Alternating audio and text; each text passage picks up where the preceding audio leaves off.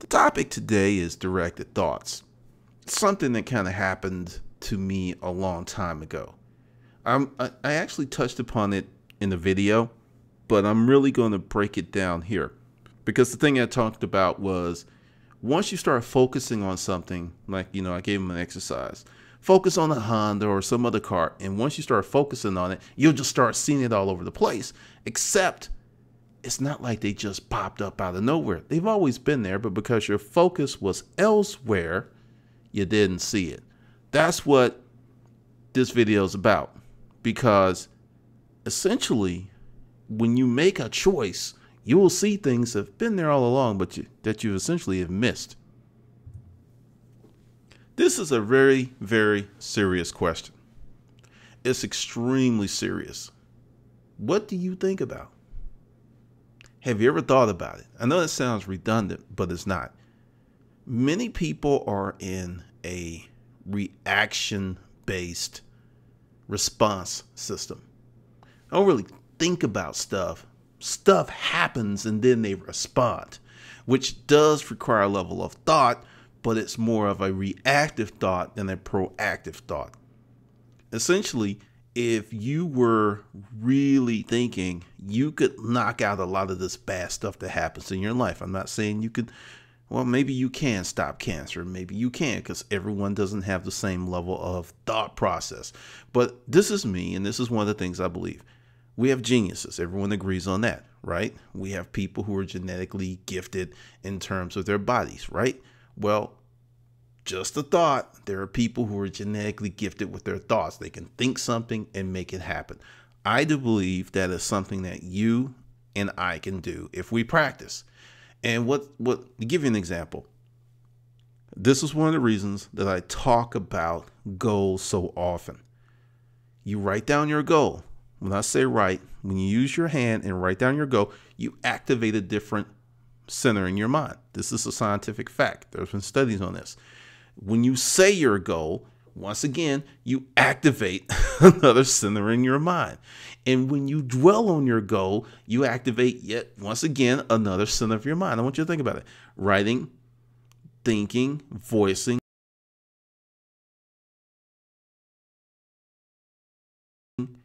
That's a lot of energy that you're putting into your goals versus just doing nothing. And this is the thing that I know to be true. If you write down your goals and you just do that one thing and put that list in a drawer and look, check that list in 10 years, I guarantee you most of what's on that list will have come to pass. Now, if you write down your goals and you put that list in front of you every day and you work toward it and you create a plan, some of this stuff can happen within days to weeks or just months. Same goals that would have happened, just, that's the power of writing it down. But another way to supercharge your goals is to direct your thoughts, because the most prevalent things that you think about will become your reality. That's why it is not good to hang around really negative people. A healthy dose of skepticism is not so bad. But someone's like, give you an example. I have a friend that I don't really talk to that much because she's always saying there are no good black men. She's said this for the last maybe 12 years. And I noticed that when I stepped back from her, and we were never romantically linked, that I felt a weight shift off to me. I'm serious. There are people who are walking around with a heavy load of negative thoughts that will pollute you if you stay with them. That's why it's not I hate you thing. It's more like I love me more than I love being around you, because being around you is going to hurt me. So I had to get away from her. But I just noticed that there were guys that we both knew that dated her that went on to do the very thing that she said they wouldn't do. Find someone and got married. When you put this out over and over and over and over, I want you to think of a record. And every time you play it, that groove gets deeper. It gets deeper and deeper and deeper. She doesn't realize it, but she's bringing that to her reality because she thinks it. and she voices it frequently. What did I just say? You write your goals down, you voice it, and you think about it. So she has 3 cores of activity focused on this negativity. I know it's pretty crazy, but many people do the same thing. And this is the thing. She's not purposely doing this. She's not even consciously aware of what she's doing. But whether you're conscious or not, the damage is just the same. So you really have to control your thoughts. You really have to control what comes in, what you let out. And it's challenging. It's very challenging. But what you think about, as Buddha said, is what you will become. This is where it gets really dicey. Because what I'm going to ask you to do is to track your focus. And I know you're like, what? Because the thing is, once you start crawling into your mind and really seeing where your focus is, you will start solving problems like you never have solved before. So for the next week, I want you to track your focus. You can use an Excel spreadsheet. If you have a Mac, you can use numbers. If you have an app, you can use your app. And every time you do an activity, just chart the time. If you watch TV for 3 hours, every time you watch TV for 3 hours or 4 hours, whatever, and it's really good. If you have a smartphone, just turn the timer on. And when you're done, look at the time, put it in your chart. And at the end of the week, tally up proportionally where you spend most of your time. It will shock you because it's like money. A lot of people think they have a budget, but when they have to track every penny, certain things become illuminated. They're just like, whoa, I didn't realize I was doing that. And it just, because it happens, the way that we're set up as humans is we go on autopilot to the point that we're not really aware of what we're doing unless we actively and purposely focus on what we're doing. So that's your goal. That's your mission for this week. Track your focus, because it's like people say, you know, the number one priority in my life is my family, but they're never home. They never go to the family events, and the kids are just like, they see them coming and going, but that's their number one priority. It's easy to say, but hard to do. Let's talk about targeted thinking. When I was working for Rent-A-Crate, I was introduced to the concept of targeted leads. There were general leads, there were potential leads, and targets. Targets were Fortune 500 companies, Fortune 1000 companies, big moves. There was specific criteria for a company to be a targeted lead. And I learned a lot from that because I was under the notion that any business was good business. And Michael Shanley, the owner of the company, was like, and he was Brit. He was very, very blunt. And he said, that is fucking insane. All business is not good business. Some business can put you out of business. That's why we have targets, Glendon. Yes. I consider him one of my mentors because he did not cut any mustard. He didn't cut any corners. He just, if you asked him a question, you got an answer. So you had to be ready. But with the targets, you have to think, what are your targets? I mean, seriously, what are your targets? Because many people are like, I want a nice home and I want to be happy and blah, blah, blah. That stuff doesn't work. I want a 4-bedroom home with a 2-car garage, finished basement, a Tuscan kitchen. That gets you much closer to getting that because you know exactly what you want. When you're just kind of wishy-washy, you can get anything. It may be something that makes you happy, but chances are you always got that like, I could do better. And really you can. But with the targets, you have to quantify and you have to measure it and you have to weigh it out because you can get some stuff, but you also have to learn how to not be afraid to ask for the very things that you want, because it is essentially better to have a target and miss it than to not have one. Because with a target and you missed it, you can sit down and go, it's like shooting. You shoot down range and you miss. It's like, okay, well, I'm off. I'm holding the rifle. Maybe I breathed. Maybe I didn't, pause my breath when I squeeze the trigger. Maybe I jerk the trigger. There's so many ways that you can kind of look at the process and see what's wrong because you have definitive things to measure and quantify. That's the beauty of a target, because people are like, oh, I missed it. Then, in this crazy society that we live in, people are like, oh God, I'm not worthy because I missed it. That stupid bullshit. If you don't get it right on the first or second chance, that somehow that something is seriously wrong with you is a notion that it has something that's seriously wrong with it. You didn't come in this world perfect, and you came in this world and you had to fail from walking to eating to talking. You failed so many times, but because people were supporting you and holding you up, you didn't realize it was failure, even though every day you were like, I'm trying to walk, but it didn't work. But you didn't become discouraged because someone was like, you can do it. You can do it. Now that you're a fully actualized, grown-ass person, you have to do that to yourself. You have to become your own cheerleader, and you have to give yourself guidance. That's one of the things about targeted thinking, because it's not just sitting there going, I'm a good person. That's not it.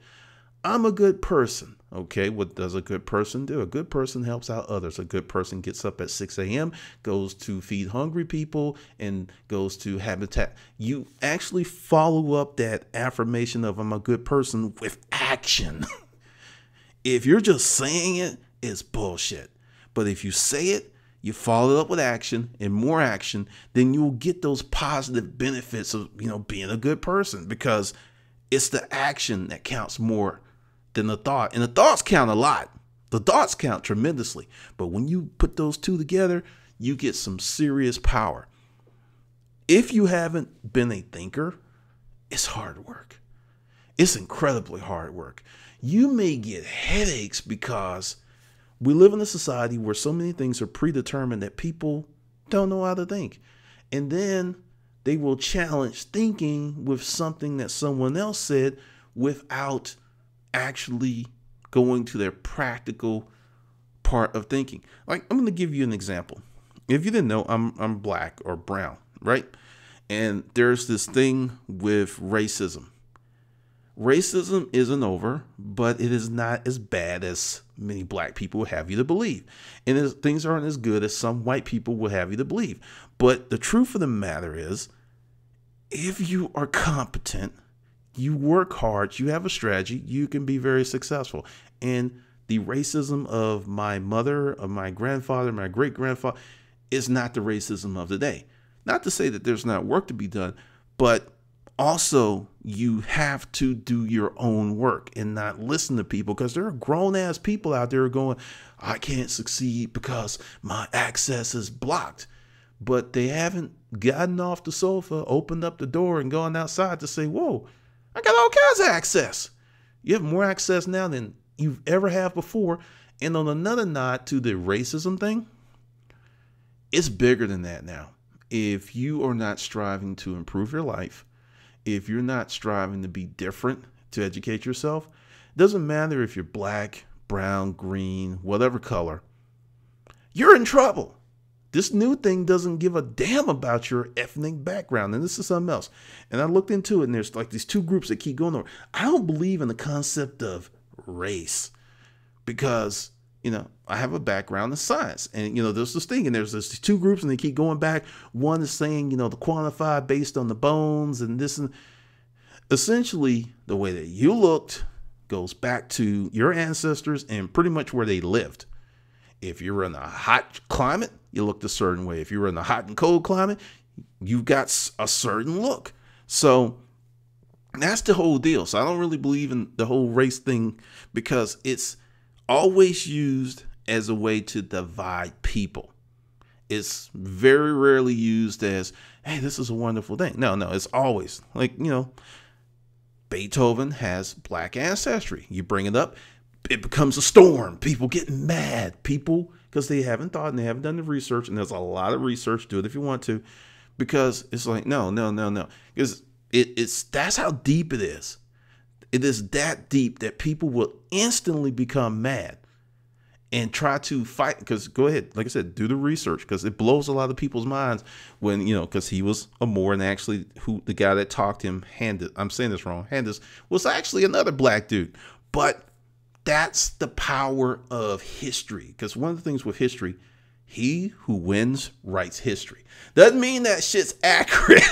It's just he won and he puts down his take on it. And that's what goes on. But that's what happens when you think. That's what happens when you explore and you start digging and start looking. Because I stopped with the African American thing and I just stopped at black and that's it. Because whatever you call yourself is fine, well, and dandy. But if you are not doing anything to contribute to society, it doesn't really matter. Now, with thinking, you should practice it every day because it's hard. But once you get in the habit, it will really change your life because you'll start seeing things in your own family tree that you're like, whoa. You just kind of accept it because you wanted to be a good part of you wanted to be a good leaf on the limb. And you know, this ain't right. And Uncle so-and-so is racist. And I'm talking about my family because, you know, you wouldn't know this because I keep my family out of my business, but I'm like the darkest person in the family. And going back to family reunions, there were people who pretty much could have passed for white. And I was like, hey, Mom, what are these white people doing here? She's like, they're not white. I was like, really? Once again, another thinking thing. My family's nuts. But when you practice thinking, it opens up your mind. And there's segments and compartments in your mind that you are not using. So when you start flipping switches and turning stuff on, it's going to hurt. Just letting you know. But it's well worth it. I embarked on that journey about 12, 13 years ago. And I do remember getting headaches. And I do remember thinking, what the hell am I doing? Because you're kind of reformatting your mind. And it can be a journey. It can be a journey, but it's a well worth it journey. It's a well worthwhile journey. This is the biggie, and this kind of goes back to when I started my journey. I was poor because I was a scrub, right? Didn't have any money. I was still on that. The world owed me something. The world was unfair. So with that, I could not afford cable nor a television. The television I had went poof. So for about 2.5 years, God, this is 14 years ago, I didn't have a television. You know, I would watch it when I would go over to friends' houses and stuff. I mean, I didn't have a television, didn't have a DVR. I did have a computer. So I spent a lot of time online. And this was the second time that I tried to write.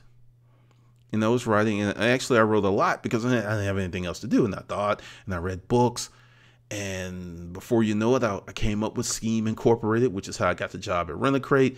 I started to think because I was no longer seduced and lulled to sleep by the boob tube, which wasn't as bad as it is now.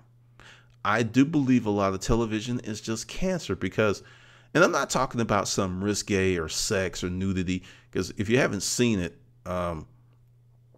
there's this new one with Kevin Spacey's. I will have to, it escapes me at the moment, but seriously, good flick. It's actually a television show on Netflix.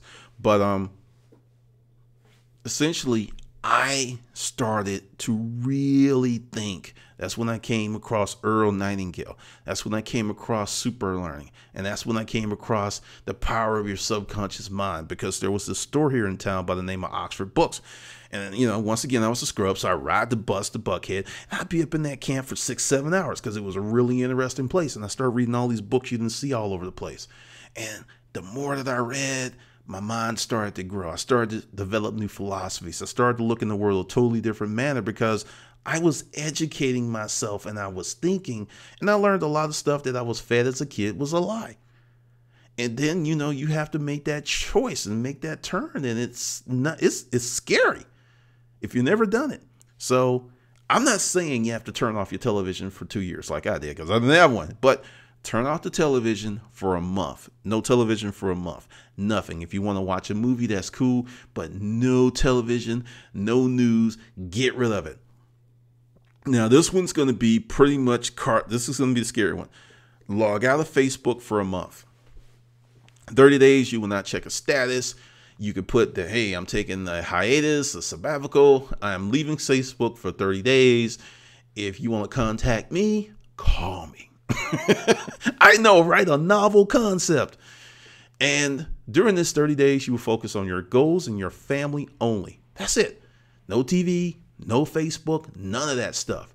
You will be shocked at what you get done, because I do believe Facebook is stealing on average anywhere from 2 to 6 hours per day of a person's time. I'm serious. It's that much because it's so sticky and addictive. But you're going to get rid of 2 of the biggest time wasters in the average person's life, and watch what happens. This is a new thing.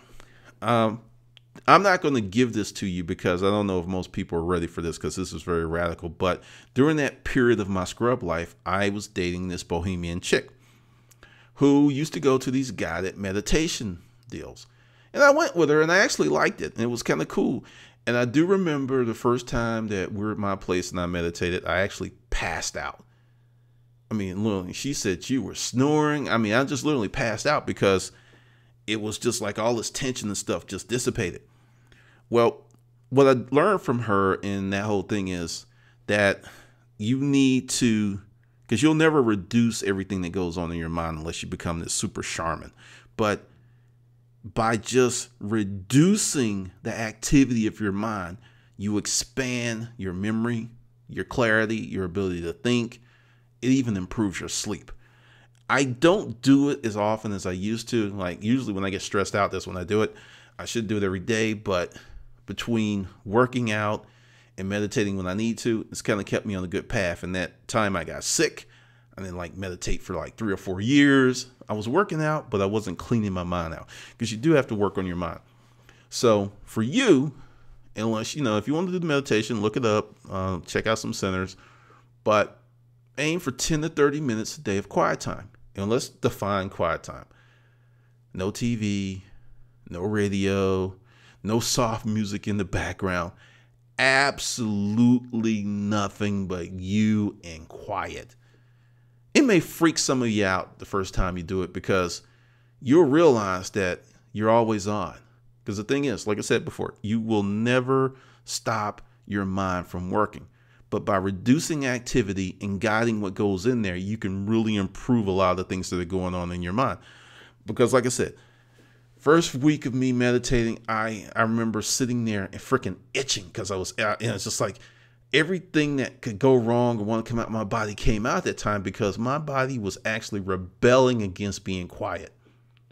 It was a trip, but I fought through it, and I received considerable benefit. Like, back in the day before they used to call me prolific back the second time I was writing. And what they didn't know was I was meditating every day. I had no writer's block. I meditate, get up, write for 3-4 hours. I wasn't writing fast because I did not know that I could train myself to write fast. But I never had a problem writing, because I would meditate, clear out the stress of the day, clear out my mind, and boom, sit down at the keyboard and things would, get up. Well, actually, I was doing longhand back then, which, activates a different part of your mind, but never a problem. And if I ever felt like I was going to get blocked, I just sit in the corner, sit in my chair, turn the lights off, turn the television off, turn my phone off, because even the little bzz, bzz will disturb the crap out of you when you're trying to reduce yourself and relax yourself from this world. So that's what I do. That's one of the secrets. Everyone's like, hey, what are the secrets? That's one of them. And I do believe that is something that helped me out tremendously in the storage auction world, because I was always looking for patterns and ways to make things better. And, meditation does helping you open up your mind a lot. Now, after you had your 10 to 30 minutes of quiet time, this is when you focus and write on your goals. You sit there, your mind is clear, you've kind of settled. And the thing is, you've kind of like emptied out your mind, or if you've kind of shifted some stuff around. So after this period of reflection, of you being quiet, relaxing yourself, and this is going to take some practice to relax yourself. It was going to take some practice. I know it's going to sound strange, but you sit down and you write your goals after this period of time, and you focus on your goals, and you reflect on your life, and you think about it, and you do this, 5 times a week. Didn't I notice I didn't say 7 days a week? But do it 5 times a week. That's 20 times a month. You will see crazy benefits, because you're going to get clarity on what's important and what's not important. you'll be able to make better decisions because you kind of have framework to make a decision versus, I don't know. So it is super, super huge that you do this because it's for you and it's going to improve your life. It's going to make you better. And when you start to think, when you look at the news and when you do return back from your 30-day hiatus and you look at the news, you'll start to go like, why the hell is all this type of stuff? I mean, you just start seeing patterns. You'll start seeing stuff and you will start thinking you're crazy because you're like, that doesn't make sense. But to help you with that, another book that I got, The 48 Laws of Power. Get it, go on Amazon, get a used copy. It's huge, it's a lot of stuff, but start reading through it. And once you start thinking and looking at that, you'll start saying, oh, so that's what they're doing. And oh, that's what they're doing. Because there's nothing really new under the sun. There's just a better way to do it, or it's faster, or we have programmed. Even with technology is enhancing things that were already here, making it where we're able to do it faster. So understand that. But once you go through this, you may hate me for waking you up, but once you're awake, you don't want to go back to sleep. We are going to switch this up. All right. As you have seen, getting it together with redirecting your thoughts. Another way to strengthen your brain is to read at least 15 minutes a day. Read a book that challenges you, not one for entertainment. Get away from that. 15 minutes a day, every day. Read. This will strengthen your mind. This will force you to use those thinking centers that are kind of dormant right now. Maybe, maybe not. Depends on you and what you're doing right now. And make it a lifelong habit. Do not get into the habit of, I don't need to read. Read as often as you can. I mean, this is as a minimum, This is at a minimum because by reading, you activate a certain sector of your mind. And the more you activate it, the better it becomes. That's why you see some people who are 80, 90, 100 years old and they're very sharp mentally. Guarantee you they do crossword puzzles or they read or they have some activity in their life that they must use their brain. And that's why they didn't lose it. And this isn't, a knock on someone who may develop Alzheimer's or something like that. It's just use everything in your arsenal to help prevent that stuff and keep yourself sharp because your body may go to crap, but as long as your mind is good, you can have a great life. For real. Now, this is going to be the big one. Big, big, big, big, big. At one point in my life, I was not a very kind person. And not to say that, I won't say anything rude, but what you think and how often you think about it is very, very important. And when I wasn't a kind person, I would see people and I just think the damnedest shit. Like, oh, this person's not that attractive. Oh, something that was really not healthy. It wasn't good for me. And understand, the person I was thinking this stuff about, it wasn't impacting them one way or not because they didn't know I was thinking.